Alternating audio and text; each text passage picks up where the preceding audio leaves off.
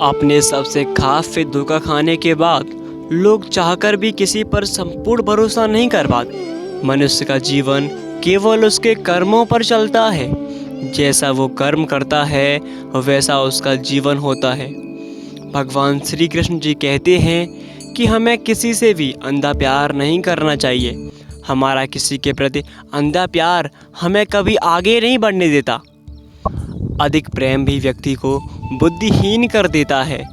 अनुमान मन की कल्पना है और अनुभव जिंदगी का सबक है। सच्ची खुशी तब होती है जब आपकी सोच, कथन और कर्म में समानता हो। जीवन में कभी निराश नहीं होना चाहिए, क्योंकि कमज़ोर आपका वक्त है, आप नहीं।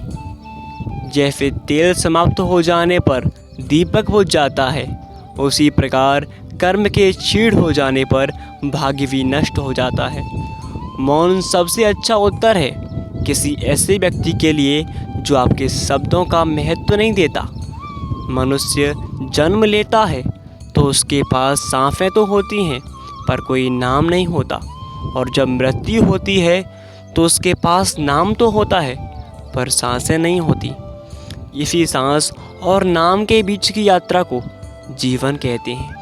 न किसी के अभाव में जियो और ना ही किसी के प्रभाव में जियो। ये ज़िंदगी है, आपकी अपने स्वभाव में जियो।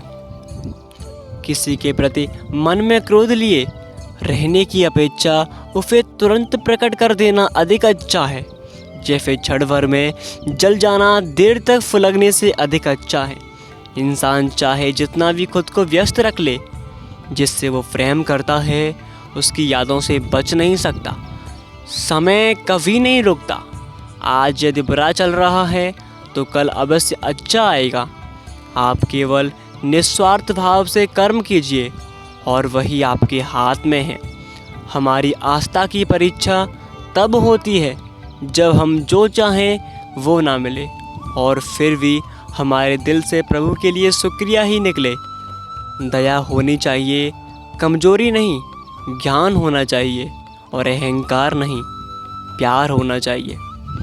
माता पिता बनना अत्यंत सुखद अनुभव है। उत्साह से जीवन जीना और स्वयं पर महारत हासिल करना खुशी देता है। जिस व्यक्ति के विचार मैले हैं और जो लापरवाह है और धोखे से भरा हुआ है, वो जीवन में कभी भी सुख की प्राप्ति नहीं कर सकता। कोई कुछ भी बोले, स्वयं को शांत रखो, क्योंकि धूप कितनी भी तेज क्यों ना निकले पर कभी भी समुद्र नहीं सुखा सकती। मन की गतिविधियों, होश, श्वास और भावनाओं के माध्यम से भगवान की शक्ति सदैव तुम्हारे साथ है और तुम्हें बस लगातार एक साधन की तरह प्रयोग कर सभी कार्य करते जाना है। तुम उसके लिए शौक करते हो जो शौक करने योग्य नहीं है और फिर भी ज्ञान की बातें करते हैं। बुद्धिमान व्यक्ति ना जीवित और ना ही मृत व्यक्तियों के लिए शोक करते हैं। तुम अपनी पीड़ा के लिए संसार को दोष मत दो, अपने मन को समझाओ। तुम्हारे मन का परिवर्तन ही तुम्हारे दुखों का अंत है। अगर तुम अपना कल्याण करना चाहते हो तो सभी तरह के उपदेशों, सभी धर्मों को छोड़कर मेरी शरण में आ जाओ। मैं तुम्हें मुक्ति प्रदान करूँगा।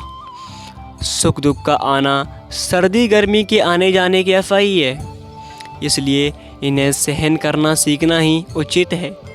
धर्म चाहे जो भी हो, अच्छे इंसान बनो। ये सब हमारे कर्म का होगा, धर्म का नहीं।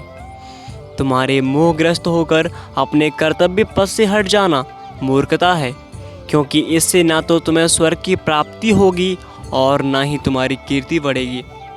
बुरा वक्त आपको जिंदगी के उन फच से सामना करवाता है जिनका आपने अपने अच्छे वक्त में कभी ख्याल नहीं किया होगा।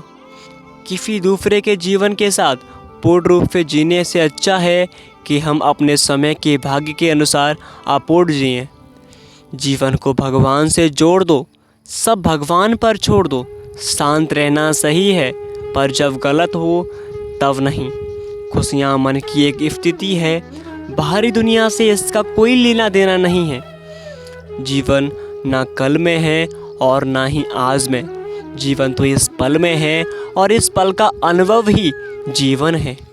हम दुनिया से कभी शांति नहीं पा सकते जब तक हम खुद अंदर से शांत ना हो।